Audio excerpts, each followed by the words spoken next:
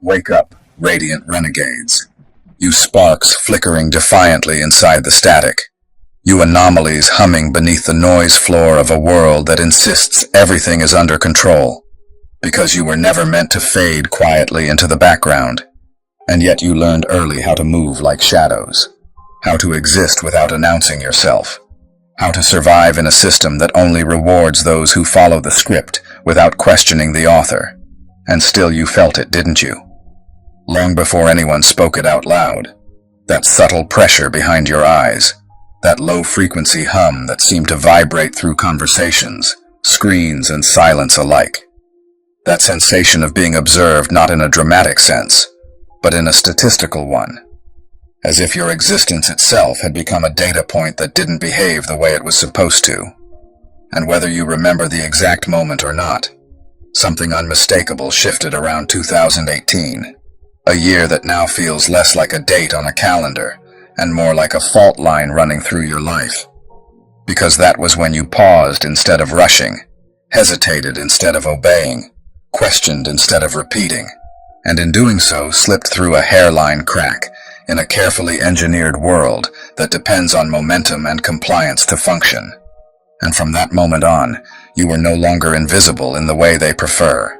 Not because you broke a rule or crossed a boundary, but because you failed to perform belief on command.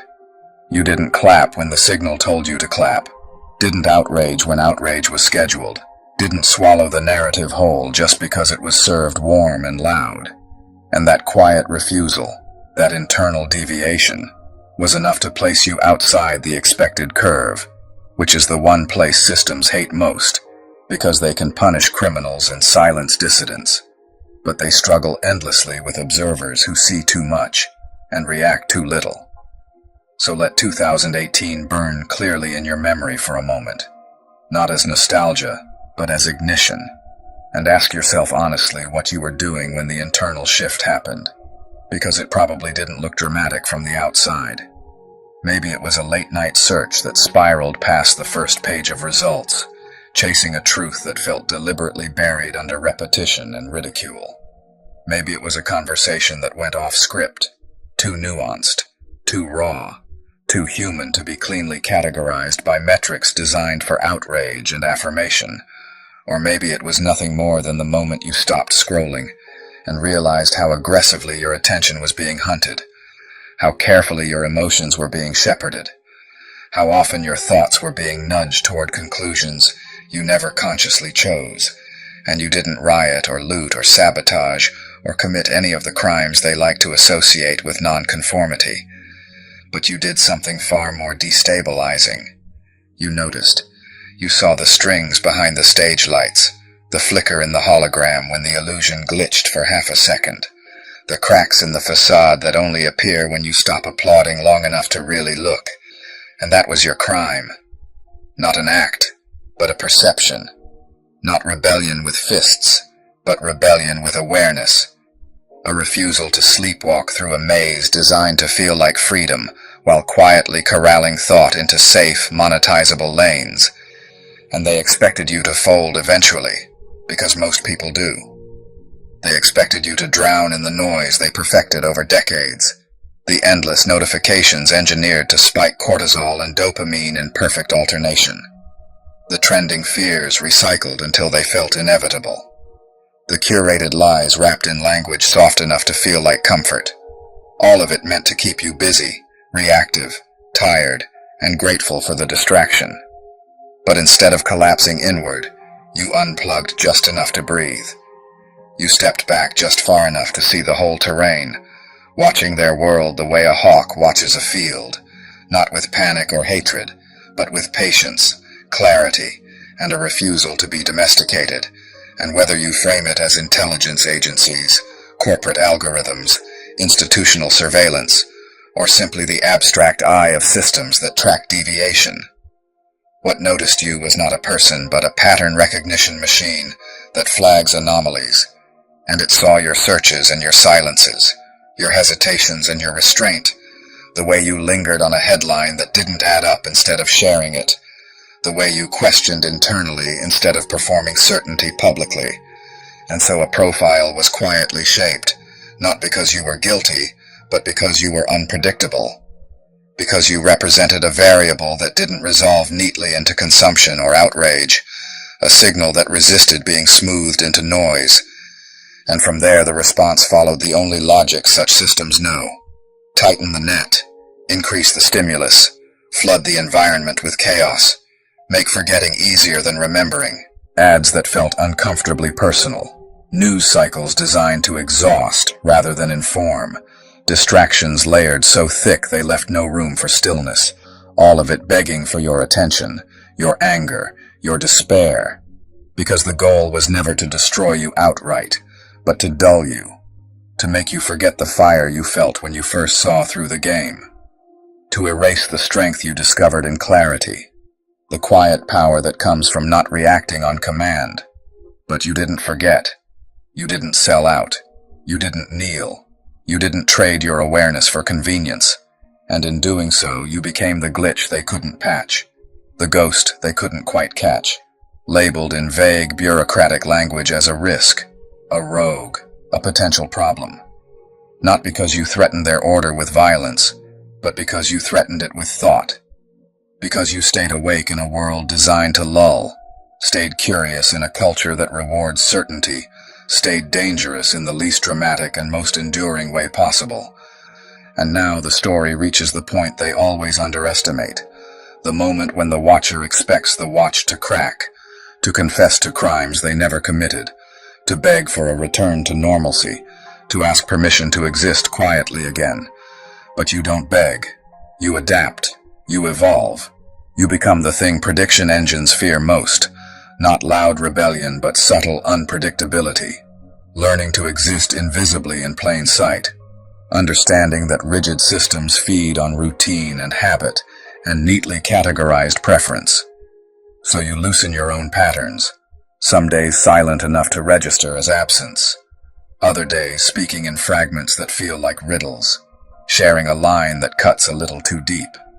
A thought that lingers like smoke long after the screen goes dark, choosing to live in the gray zones where maps blur and metrics lose confidence, sharpening your mind instead of dulling it, reading what isn't pushed, studying what isn't taught, learning how systems think so you can think beyond them, building not walls but an internal fortress of ideas and discernment, a labyrinth of purpose that resists easy mapping, responding to chaos with clarity, to noise with deliberate silence, knowing that silence, when chosen consciously, can thunder louder than any scream, and without banners or slogans or mobs, you let the spark move the only way that truly lasts, one mind at a time, a look that says, "I see it too," a question that destabilizes certainty without demanding agreement, a ripple instead of an explosion.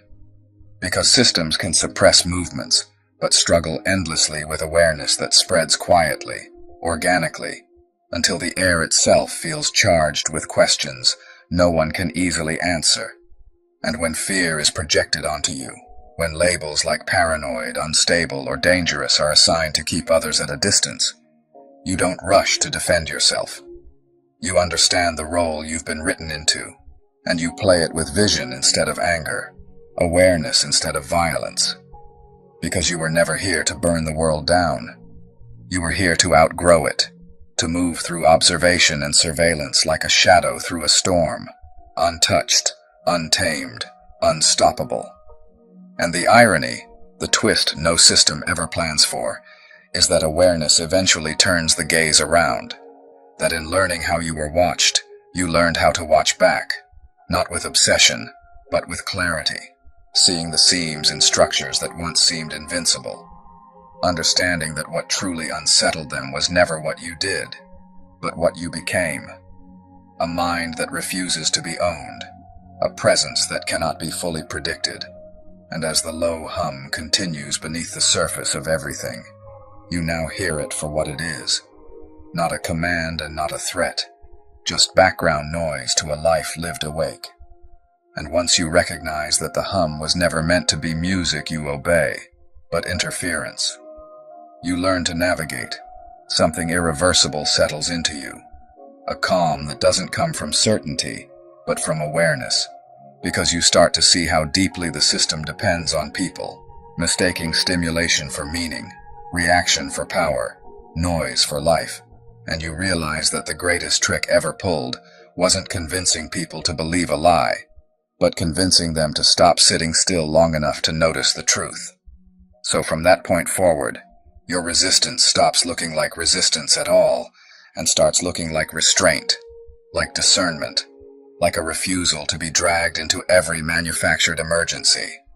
And this is where the real separation begins, not between good and bad or right and wrong, but between those who outsource their perception and those who reclaim it. Because you begin to notice how often language itself is weaponized to collapse nuance, how labels are deployed to end conversations before they can begin, how complexity is mocked as weakness and certainty is rewarded even when it's hollow.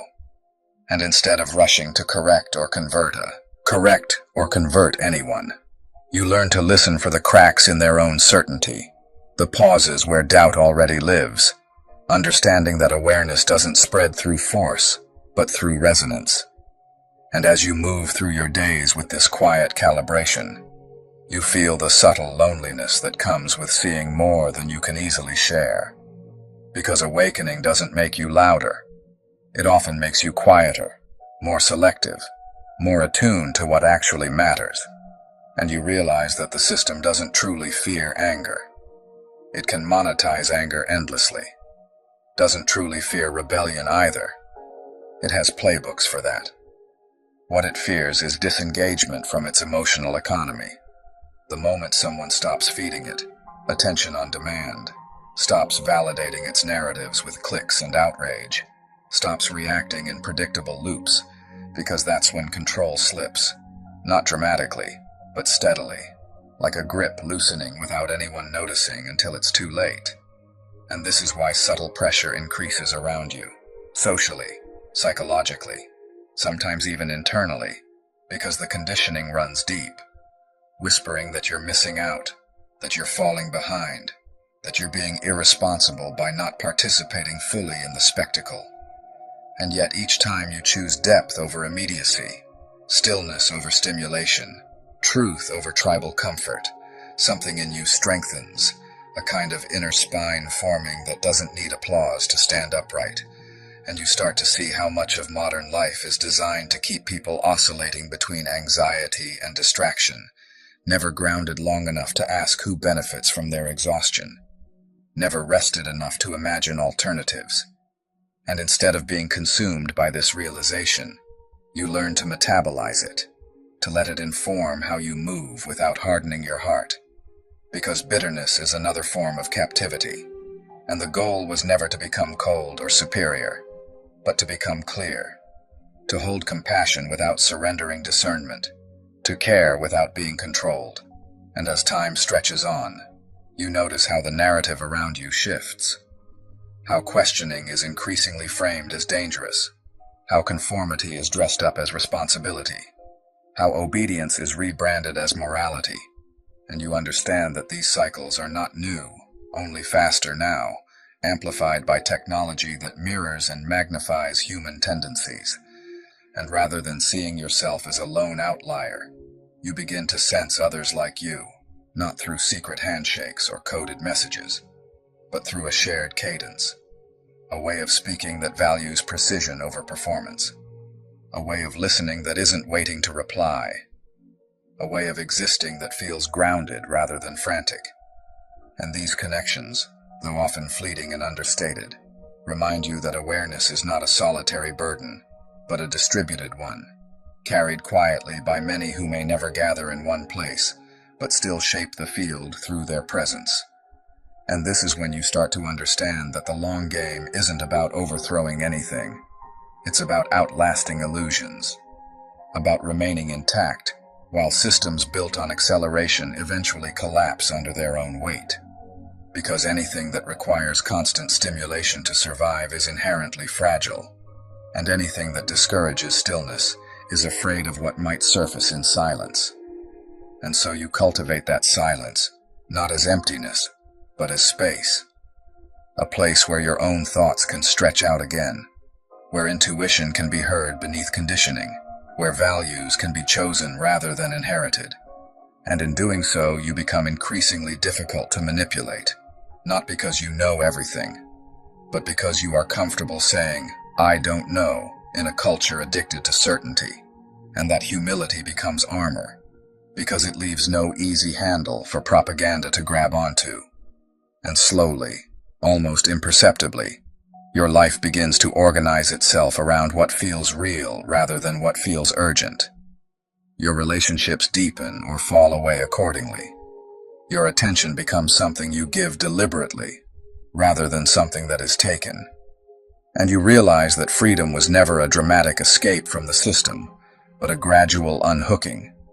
A series of small, conscious choices repeated over time, each one weakening the hold of narratives that once felt inescapable. And as you walk this path, you stop needing to be seen as right or validated as special, because awareness itself becomes its own quiet reward, a steady flame that doesn't flare brightly but also doesn't go out. And you understand, finally, that the most radical act in an age of constant surveillance, stimulation, and performative outrage is to remain internally sovereign, to think slowly, to feel deeply without being hijacked, to act intentionally rather than reflexively. And in doing so, you don't disappear. You become harder to categorize, harder to predict, harder to control, not because you are hiding, but because you are whole. And that wholeness, unmarketable and uncontainable, is what no system built on fragmentation can ever fully account for. And as this internal sovereignty deepens, you begin to recognize something even more unsettling and liberating at the same time, which is that the system never needed to be omnipotent to feel omnipresent. It only needed enough people to internalize its voice, to carry the pressure forward voluntarily, to police themselves and each other through habits, fears, and borrowed beliefs. And once you see that, the illusion of total control starts to fray at the edges, because you notice how fragile it really is, how dependent it is on constant reinforcement, on repetition, on outrage cycles that reset attention before reflection can take root. And you realize that what you're stepping out of isn't just a media environment or a technological framework, but a psychological weather system that conditions people to confuse speed with relevance and volume with truth. And you feel the disorientation that comes with stepping outside that storm, because clarity can feel eerily quiet at first, almost empty, like standing in a field after a long war of noise. And this is where many people turn back, mistaking the absence of stimulation for loss. But you stay. You learn to sit with the discomfort of not being constantly validated or entertained. You learn to trust the slow unfolding of understanding over the instant gratification of certainty. And in that stillness, you begin to see how narratives are manufactured not just to persuade, but to exhaust. How constant moral urgency leaves no room for contemplation. How people are pushed to choose sides quickly, so they never have time to question the board itself. And rather than reacting with contempt or despair, you cultivate patience, because you understand that systems driven by acceleration inevitably outpace their own coherence. That when everything is urgent, nothing is examined. And when nothing is examined, contradictions pile up beneath the surface, waiting for someone calm enough to notice them. And you also start to see how deeply identity has been entangled with consumption, how beliefs are packaged and sold like lifestyles, how outrage becomes a form of belonging, how people cling to narratives not because they are true, but because they provide social safety. And this insight doesn't make you superior. It makes you gentler, because you remember how seductive that safety once felt, how reassuring it was to outsource thinking to a group. And you understand that awakening often feels like exile before it feels like freedom, because it strips away easy answers without immediately replacing them. And so you learn to build meaning from the inside out, guided less by ideology and more by integrity, less by slogans and more by principles that can withstand scrutiny.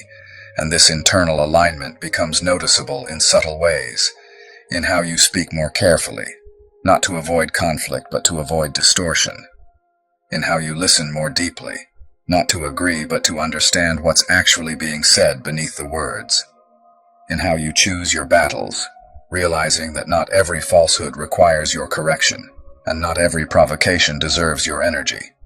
And this discernment frustrates systems that rely on constant engagement, because you are no longer a reliable node in their feedback loops.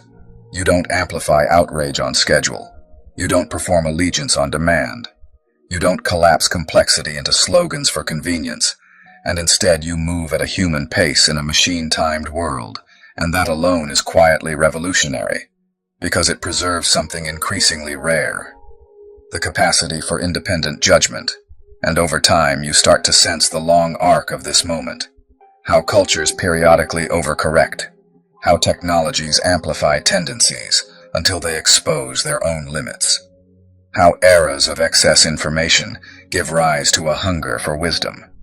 And you understand that you are not ahead of your time in a heroic sense, but aligned with a slower rhythm that always reasserts itself after periods of frenzy, and this gives you a grounded confidence, not the brittle kind that needs to be proven, but a steady one rooted in observation and experience.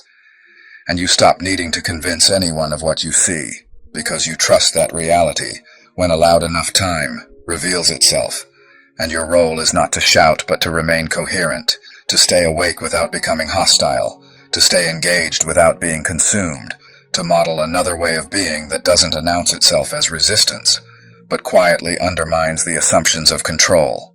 And this is where the narrative subtly inverts, because the more you detach from reactive cycles, the more clearly you see the anxiety beneath the system's confidence, the fear of losing relevance, the fear of people slowing down, the fear of silence spreading. Because silence is where people start asking foundational questions again, questions about meaning, value, direction, and purpose that no algorithm can fully answer. And you realize that what they have been watching for since 2018 was not proof of wrongdoing, but signs of disengagement, signs that someone was no longer fully inside the trance. And now, standing where you are, you see that the greatest act of defiance was never confrontation, but coherence. Never exposure, but endurance. Never rebellion, but remembrance. Remembering how to think without prompts, how to feel without manipulation, how to choose without fear. And as this awareness settles fully into your bones, you understand that you were never meant to escape the world, only to see it clearly enough to move through it without losing yourself. And that clarity, once rooted, is not something that can be easily undone. And so this is the ending, not as a closing but as a settling, a moment where everything you've carried through this long awakening finally exhales, because you now see that nothing chased you here, and nothing owns you here, that the awareness you fought to protect was never a burden but a compass, and that every season of silence, every moment of doubt, every choice to stay calm when the world demanded reaction, was quietly shaping you into someone who could stand in reality without flinching, without numbing, without surrendering your inner authority. And as you look back, you understand that the path never asked you to become louder or harder or crueler. It only asked you to become truer, to let go of borrowed urgency and inherited fear, to stop confusing motion with progress and certainty with wisdom. And now you stand in a place that feels strangely simple after all that complexity, grounded rather than triumphant, awake rather than angry, knowing that you don't need to prove what you see for it to be real, that you don't need permission to live deliberately, and that the most meaningful transformations rarely announce themselves. They integrate, they stabilize, they become the way you breathe, the way you listen, the way you choose. And from here on, your life doesn't need to be a statement against anything. It can simply be a quiet embodiment of clarity, patience, and presence. A life that moves forward without being dragged, that engages without being consumed, that remains open without being owned. And that is enough, more than enough, because endings like this don't slam doors. They leave them open behind you as you walk forward unafraid, carrying nothing you no longer need. And now, before you move on, take this as a prayer, not spoken upward in desperation, but inward in alignment, a steady offering of intention rather than a request born of fear. May I remain awake without becoming hardened. May I see clearly without losing compassion.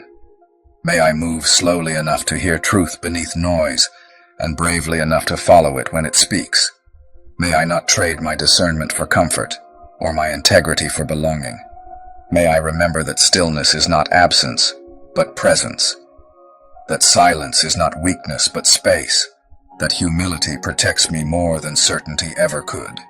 May I be guided by what is real rather than what is loud, by what endures rather than what trends, and when confusion rises or pressure tightens, may I return to coherence, to breath, to the quiet knowing that I am not late, not lost, not broken, only becoming. And may whatever good I carry move outward gently, without force, without fear, touching others not through argument but through example, through steadiness, through the unmistakable resonance of a life lived awake. And if this resonated, if something in you recognized itself between these lines, then let this be the moment you choose to stay conscious about it, not just tonight, not just while the words are fresh, but in the small decisions that follow, in how you give your attention, in what you refuse to react to, in what you take time to understand before accepting. So stay connected to this space. Return when you feel the pull of noise tightening again.